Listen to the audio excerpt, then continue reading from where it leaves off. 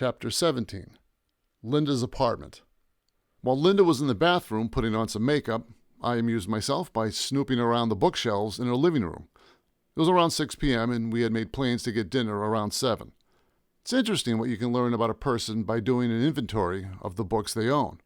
I took Emily Bronte's Wuthering Heights off the shelf and started flipping through the pages. I called out to Linda in the next room. "What can you tell me about Emily Bronte?" She was a shut-in, her older sister wrote Jane Eyre, and her brother Branwell was a drunken, lousy painter. I put the book back and continued going through her shelves.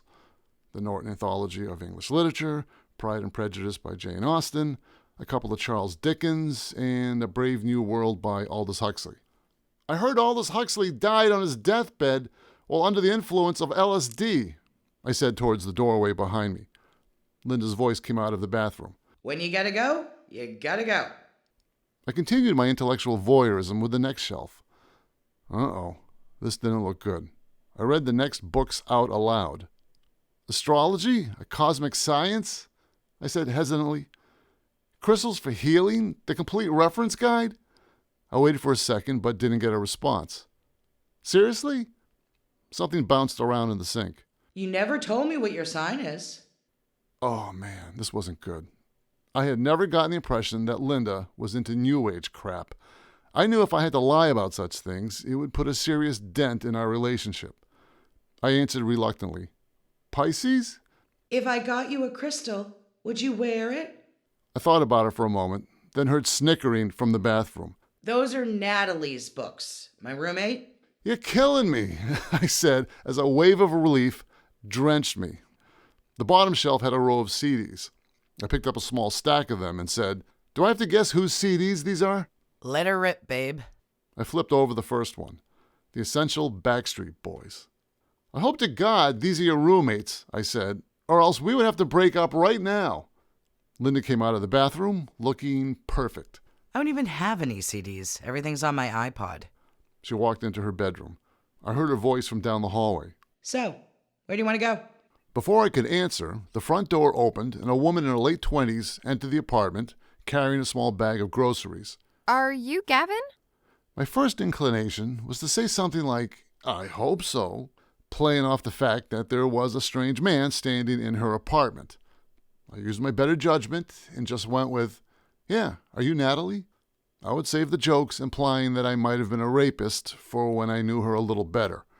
Natalie put the bag of groceries on the kitchen table. Nice to meet you, Gavin. Linda came out of her bedroom and walked over to the dining room table. She picked up an envelope, peered inside, and said to Natalie, The electric bill was $149 this month. That's cool. Natalie said as she put something in the refrigerator. She closed the door and asked me, Linda says that you're an artist? "Yeah," I said. "When I'm not making frames, I paint." Do you want a glass of wine? I'm going to have some. I told her, "Sure," then sat down on the couch. Natalie called out from the kitchen. What do you like to paint? Mostly things like seaside landscapes.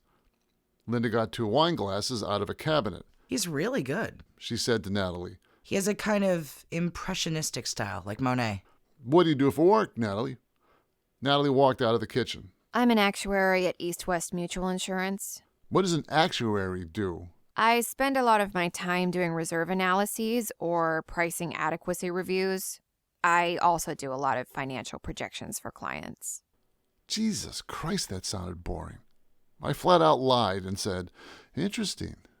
It was always helpful if you could get your girlfriend's roommate to like you. I wasn't sure whose couch this was, but if Linda and I left a wet spot, it would be nice to know the roommate would cut us some slack." Linda handed me a glass of wine. She sat down on the couch next to me and took a sip from her glass. Did you ever learn where your paintings end up? "No, they wouldn't tell me anything." Really? "Yeah," I said, sipping my wine. I got so annoyed with him that I snuck in through the loading dock and checked the entire DLC building. The DLC building? Gavin's got a contract to supply paintings to those guys. You snuck in? Couldn't you have gotten in trouble? I wanted to know what was happening to my paintings, I said to Natalie. I turned back to Linda. "You wouldn't believe what I found." 2 computer nerds looking at porn? "No, an entire room full of artists, each working in their own cubicles." People working on Photoshop at their computers? "No, actual painting, like with easels, brushes, and tubes of paint. It looked like they were copying other people's paintings. Why would any decent artist want to sit in a cubicle all day? But I work in a cubicle all day. No, that's different. What were they doing again? They weren't even doing their own paintings. They each had another one they were working from. Copying paintings. Yeah. Are you saying Gary Eastman is forging artwork down there? On an industrial scale? She said she's been doing it for years. Did you recognize any of the artwork they were doing? No. The strange part is this woman actually likes working there. She mentioned her health plan and benefits package. I hear the DLC Corporation offers great benefit packages. But it's pointless behavior. Why would anybody want to piss their life away doing something as meaningless as copying someone else's artwork? I'd love to do something more creative in my cubicle all day. Those people sound like they have a great job. I started to get worked up. But the point of art is not just to make money. You're leaving something behind, a legacy of what you've done on this planet. If I'm lucky, they'll give me a plaque on the wall when I retire. I wasn't getting anywhere with Natalie. Maybe being an artist is an affliction, a birth defect you have to live with.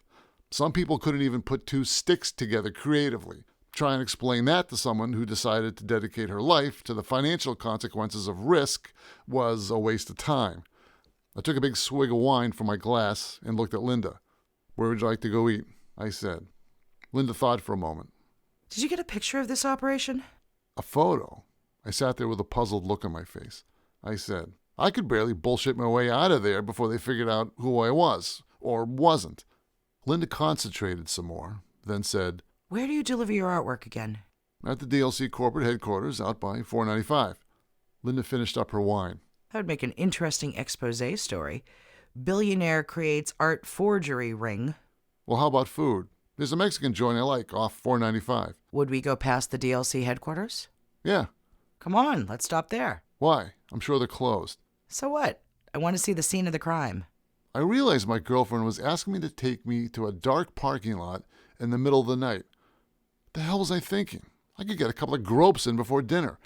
I like that idea. Okay, I said, let's do it.